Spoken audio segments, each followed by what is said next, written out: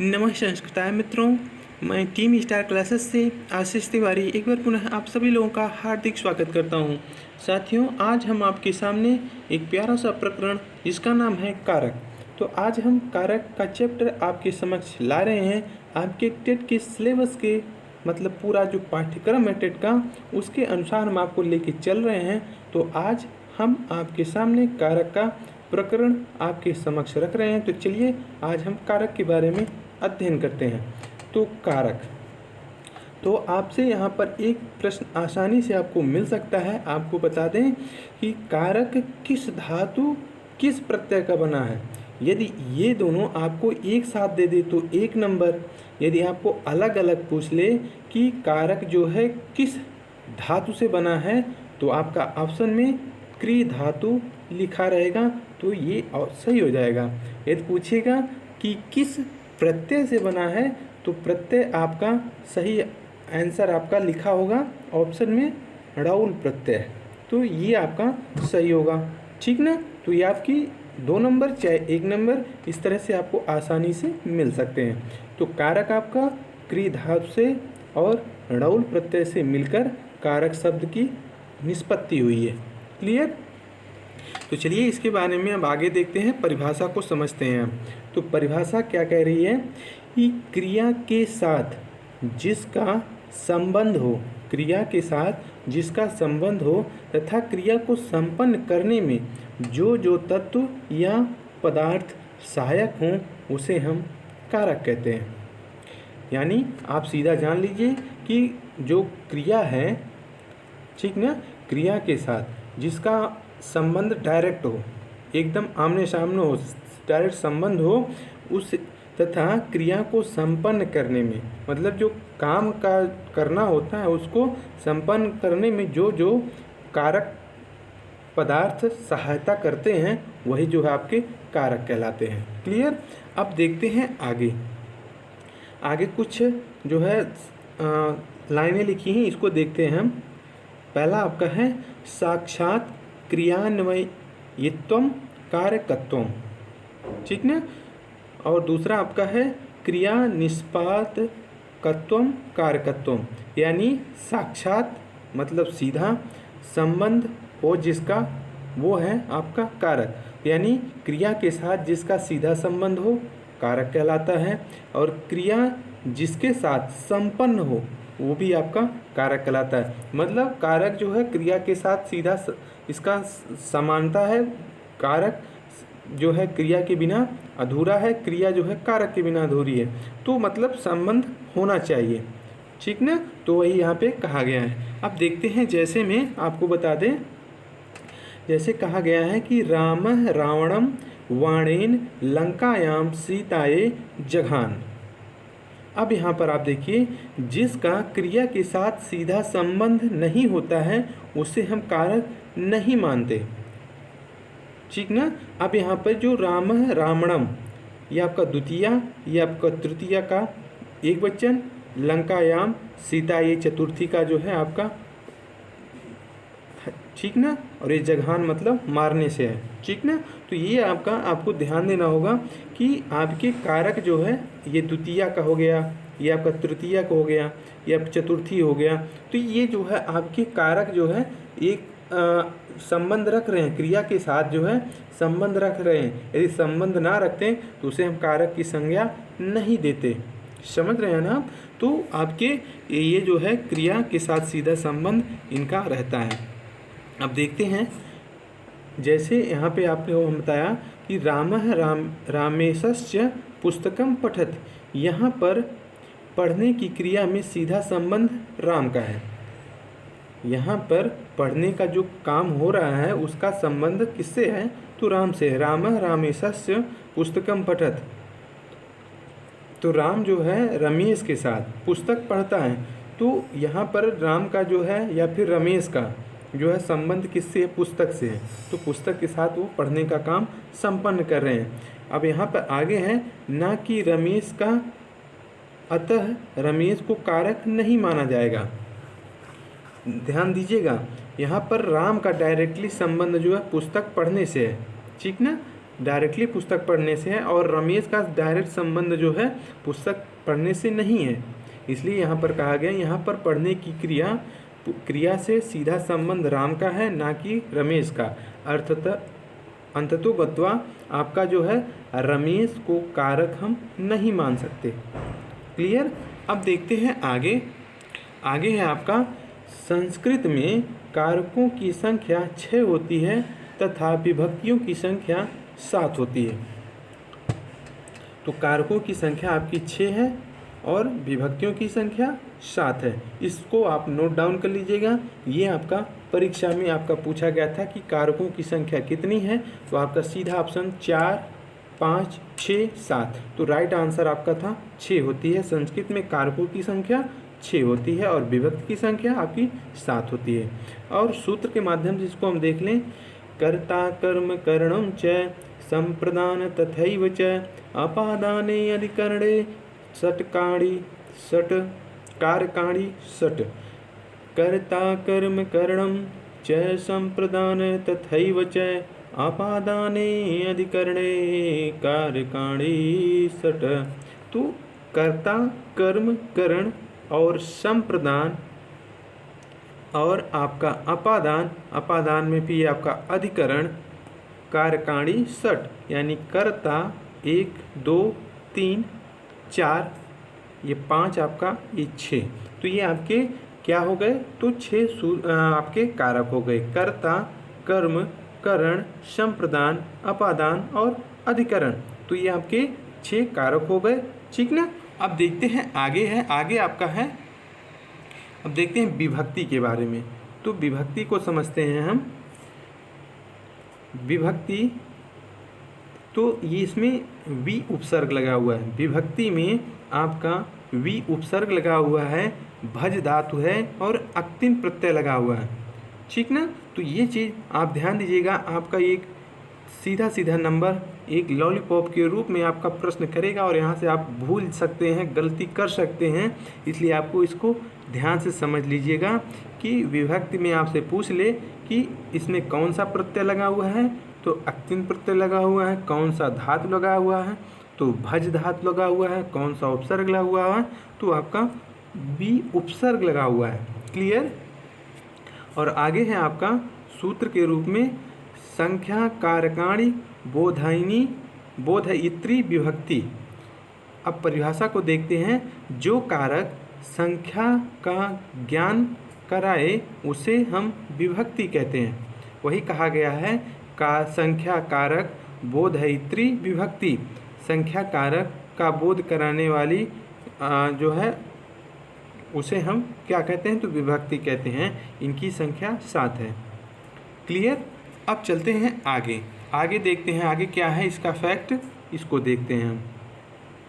आगे लिखा हुआ है आपका प्रथमा विभक्ति। अब देखते हैं आपकी विभक्ति आपकी 7 है, कारक आपके 6 हैं। तो अब देखते हैं प्रथमा विभक्ति। अब विभक्ति में आपका प्रथमा विभक्ति है, इसको देखते हैं हम।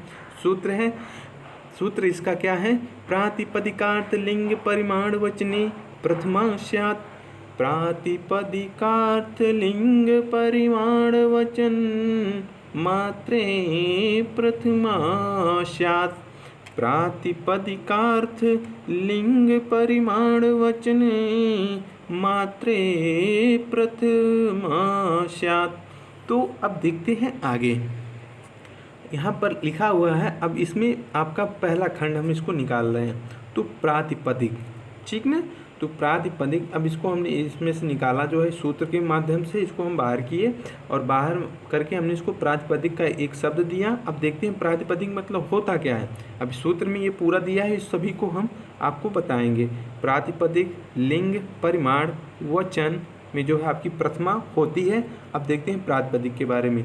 जिसका कोई लिंग ना हो, जिसका कोई लिंग ना हो अर्थात अलिंग, यानी उसे हम क्या कहेंगे, अव्यय कहेंगे। ठीक। और जिसका लिंग निश्चित हो वो है आपका नियत लिंग। अब देखते हैं और उसे हम क्या कहेंगे, तो प्रातिपदिक कहेंगे। जिसमें आपका लिंग ना हो वो अव्यय होंगे, जिसका लिंग नियत हो उसे हम नियत लिंग कहते हैं। तो तो उसे हम क्या कहेंगे, तो प्रातिपदिक कहेंगे। तथा प्रातिपदिक मात्र में जो है आपकी प्रथमा विभक्ति होती है। अब देखते हैं कैसे। अब यहाँ पर लिखा हुआ है ऊंचई और नीचई। तो ऊंचे और नीचे मतलब ऊंच और नीच। ऊंच और नीच में आपका अलिंग है, इसमें कोई लिंग निर्धारित नहीं है, कोई लिंग आपका निर्धारित है ही नहीं। बताइए ऊपर इसमें कोई लिंग का पता चल रहा है?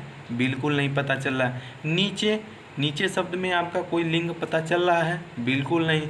ये आपके जो है अलिंग है। क्लियर। वहीं पर आपका जो नियत लिंग में आपका है श्री कृष्ण ज्ञान। अब देखते हैं इसमें लिंग निश्चित है। कृष्ण एक आपका नाम है, पुरुष है, ठीक। वहीं पर आपका श्री है, ही मतलब आपका किसे कहा जाता है? श्री। तो श्री आपको ये मतलब स्त्रीलिंग शब्द है। तो ये लक्ष्मी जी को जो है उपाधि दी गई है, तो ये आपका नियत लिंग है। क्लियर। तो ये चीज़ आपको ध्यान से समझना पड़ेगा। तो ऐसे शब्द आपकी जो है ये अव्यय में आएंगे, ऊंच नीच, दाएं बगल, ऊपर, ठीक। तो ये आपकी जो है ये अलिंग है, और कोई नाम शब्द दे दिया तो वो आपके नियत लिंग में आ जाएंगे। श्री कृष्ण ज्ञानम, तो ये सब चीज़ जो है आपकी क्या है, तो एक नियत लिंग है। अब देखते हैं दूसरा आपका फैक्ट है प्रातिपदिकार्थ लिंग, लिंग मात्र। अब देखते हैं दूसरा लिंग मात्र है जिसका लिंग निश्चित हो, ठीक, जिसका लिंग निश्चित न हो यानी अनियत, और जिसके लिंग में अधिकता हो वहाँ पर लिंग मात्र में प्रथमा विभक्ति का प्रयोग करते हैं। तो फिर से देखते हैं इसमें, जिसका लिंग निश्चित ना हो यानी अनियत है, और जिसके लिंग में अधिकता हो वहाँ पर लिंग मात्र में प्रथमा विभक्ति का प्रयोग किया जाता है। जैसे तट, तट, तटी, तटम। अब कैसे होगा इसमें, अब देखते हैं। जो कि तट है आपका मतलब नदी का किनारा, वो आपका तट है, ठीक। तो वो आपका पुल्लिंग हो गया यानी पुरुष, और जो तटी है वो आपका स्त्रीलिंग हो गया, और तटम जो है आपका नपुंसकलिंग हो गया। तो ये जो है आपके कहा गया है जिसका लिंग निश्चित ना हो अनियत है, और जिसके लिंग में अधिकता हो वहाँ पर लिंग मात्र में प्रथमा विभक्ति का हम प्रयोग करते हैं।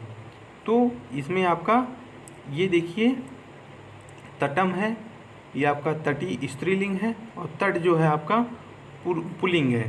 तो आपका ये जो है प्रथमा विभक्ति के जो लिंग मात्र वचन में मैटर आएगा वहाँ पर आपका क्या होगा, तो वो आपका लिंग मात्र जो कि प्रथमा विभक्ति में आएगा।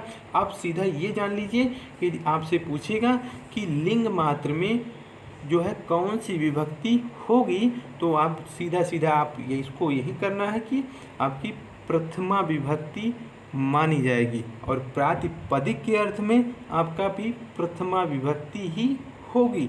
अब देखते हैं तीसरा इसका खंड जब हम करेंगे प्रातिपदिकार्थ लिंग। अब परिमाण मात्र। अब देखते हैं तीसरा, यह को हम इम्पोर्टेंट में दर्ज किए हैं, इसको आप ध्यान दीजिएगा। परिमाप्य, परिमापक भाव से परिमाण अर्थ में परिमाण मात्र में प्रथमा विभक्ति का प्रयोग करते हैं। अब देखते हैं जो आपका ये है द्रोणो, द्रोणोव्रीहि, ये आपकी दो एक उदाहरण है, इसको देखते हैं। द्रोणो मतलब आपका ये जिसे हम कहते हैं परिमाण, परिमाण जानते हैं ना, जिसमें हम किसी चीज़ को रखते हैं, यानी उसको आप अपने साधारण भाषा में दोना कहते हैं ना, दोना या दुनिया, या गांव की भाषा में मौनी आप कहते हैं, या कोई पात्र आपका भगोना हो गया, तो वो आपका एक नापने का एक मापक हो गया। जैसे लीटर आपका है ना, उसमें आप दूध माप लेते हैं, तो वही आपको परिमाण मतलब द्रोण यानी परिमाण यानी दोना, या उसको जो है हम नाप में यूज़ कर सकते हैं। और वहीं पर आपका ब्रीह, ब्रीह जो दिया है, ये ब्रीह का मतलब धान, ठीक ना। तो आप अपनी मौनी या भगोने में, तो दोने में आप क्या कर सकते हैं, तो उस चीज़ को जो है नाप सकते हैं। तो ये आपका परिमाण जो हो गया, परिमाण जो है जिसमें हम आप अपनी वस्तु को नाप सकते हैं। तो द्रोणो ब्रीह पदिक रूप में जाति और द्रव्य। तो द्रव्य में आपका जो इसको हम नाप रहे हैं वो, और बी जो है आपका धान, धान जो है हम किससे दोने से नाप रहे हैं, तो जो है उसमें जाति और द्रव्य दोनों हो गया। धान एक प्रकार की जाति है, ठीक, और जो है द्रव्य आपका जो जिसमें आप कोई चीज़ को आप नाप रहे हैं, दूध नाप रहे हैं, या धान को हम जो है किलो के भाव से जोखते हैं, ठीक ना, उसका वजन करते हैं, ठीक, तो वो चीज़ जो है आपका परिमाण मात्र में माना जाता है। क्लियर। अब देखते हैं लिंग परिमाण मात्रे वचन। अब देखते हैं चौथे नंबर वचन है, संख्या का अर्थ का बोध कराने के लिए वचन मात्र में प्रथमा विभक्ति का हम प्रयोग करते हैं। संख्या अर्थ का बोध कराने के लिए वचन मात्र में प्रथमा विभक्ति का प्रयोग करते हैं। जैसे एक, द्वौ, बहवः, एक, द्वौ, बहवः, एक का मतलब एक, द्वौ का मतलब दो, बहवः मतलब बहुत सारे, यानी ढेर, बहुत, सबसे ज़्यादा। तो जो है आपकी ये वचन मात्र जब ऐसे शब्द आएंगे तो उसमें वचन मात्र में आपका प्रथमा विभक्ति कन्फर्म है। क्लियर। अब आपको अंत में आपको एक बता दें, संबोधने च, तो फिर से हम सूत्र को आपको बता रहे हैं। प्रथमा विभक्ति का जो सूत्र है, प्रातिपदिकार्थ लिंग परिमाण वचने प्रथमा स्यात्। तो अब उसमें जो है एक आपका है संबोधन, ठीक ना, तो संबोधन च में आपका संबोधन के अर्थ में भी जो है प्रथमा विभक्ति का हम प्रयोग करते हैं। जैसे हे राम, हे हरि, हे बालक, हे बालिका।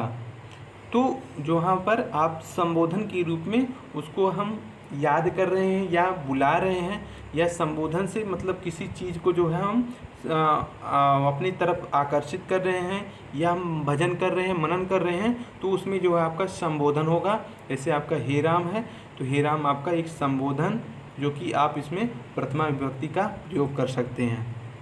क्लियर। तो ये फैक्ट हमने आपको कारक का जो कि प्रथमा विभक्ति का हमने आपसे चर्चा की। तो आज का वीडियो आपको कैसा लगा, अपना विचार हमें ज़रूर दीजिएगा। कल मिलते हैं अगले भाग में, द्वितीय विभक्ति का प्रकरण आपके समक्ष लाएंगे।